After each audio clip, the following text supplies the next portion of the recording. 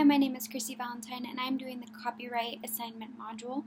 I went ahead and I read the articles listed in the module and did the quiz.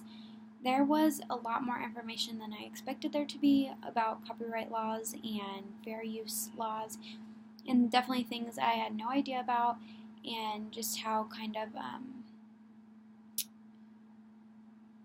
serious copywriting can be, and how almost anything is copyrighted, and technically you could probably get in trouble for many of the daily things you do in life, except for it's kind of like they said in the article, it's like you don't get speeding tickets every day because there's not enough law enforcement to enforce watching everybody speeding all day long.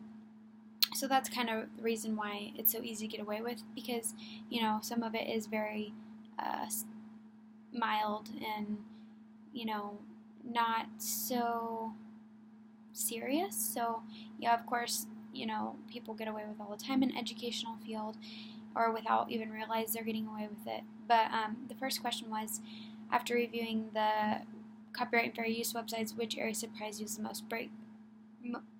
the most as breaking copyright laws or not meeting the fair use criteria?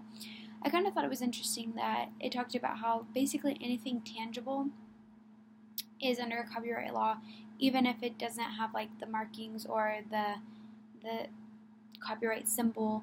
If a owner has made something tangible and unique, or it's just theirs, then it's technically copyrighted. And stealing it or using it for your own good to make money off of it or whatever, for whatever reason, you could potentially get in trouble for it. I think the fair use laws are very beneficial and necessary when it comes to education, because we use things in education daily. Teachers use videos, movies, presentations, books, works, all kinds of things that would probably be copyrighted, but if it's being used in a way that follows the fair use laws, then you can't necessarily get in trouble for it. So I think having those laws is extremely beneficial for us as a society, because nowadays you can't really make something new without past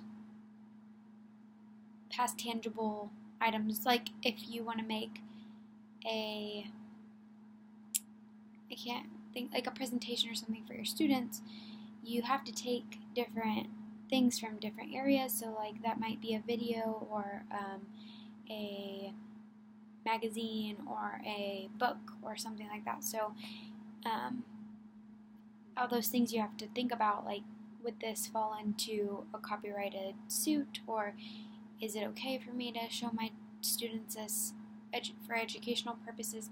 I know the fair use laws talk about like it's used for entertainment and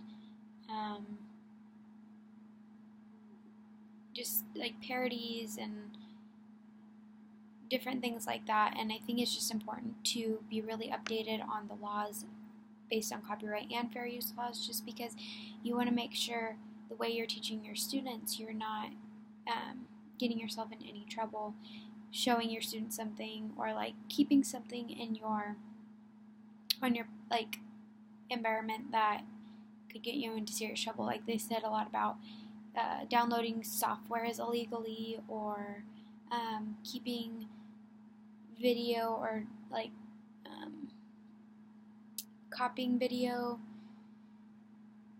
for your own use, or giving it to other people. Like those are all things that could get you into trouble. Or if you're trying to make money off of another person's copyrighted things, then that can definitely get you into trouble. So it's all just important to know and be aware of. And definitely as a teacher, making sure you're showing your students something that's not illegal, or something that's been compromised, or anything like that. It's just, we want to know the right way to go about educating our students, and making sure we teach them the proper rules of copyright stuff is also really important, because we don't want them to also go through similar struggles with copyright laws, because I know there are tons, and some things are less severe than others, and some, it's just important to be kind of aware of at least the basic rules.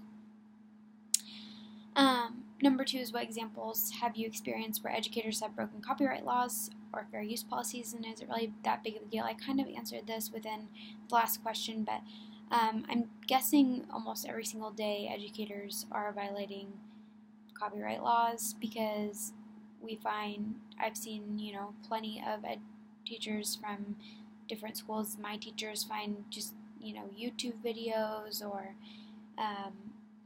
they have maybe copied a lesson plan, or they've maybe copied some text from a textbook to hand out to their children, students, what have you.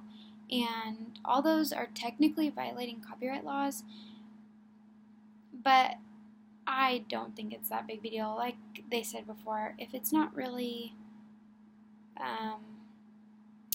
creating a problem for the owner of these things, or if you're not profiting from it, I don't think it's a huge deal. I think that it's helpful educationally to gain, different works from different people, and even if it's copyrighted, sometimes to gain access to something, it's really expensive. So if there's something you really want to show your students in a textbook, and you want to show it to all of them at a time, so you have to copy, a couple chapters from a textbook and hand it out to all your students so they can be able to learn something more efficiently and effectively, I don't think it's necessarily gonna hurt the owner of this information, because it's helping our students and it's helping them be more effective with their education,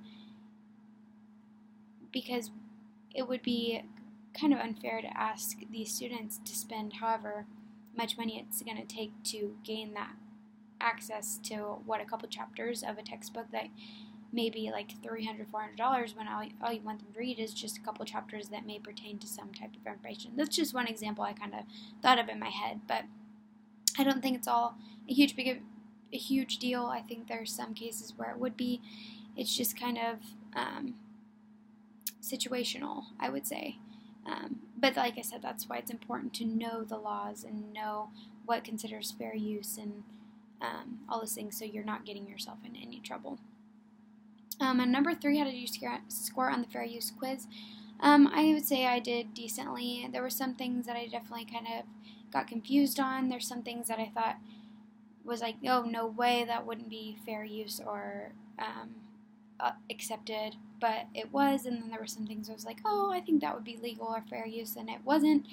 So I think that just staying up to date on the laws and kind of refreshing your memory every now and again as an educational teacher or somebody working with, showing students videos or works of different types of people. I think just making sure you're up to date and focused on, the work at hand, and not reproducing something in a way that's illegal, I think you'd probably be fine as an educator. So I learned a lot from this module, and I think that, there's a ton of good reasons why copyright laws are in place, and just knowing definitely the basis, it would be helpful in my career as a future educator. Thank you.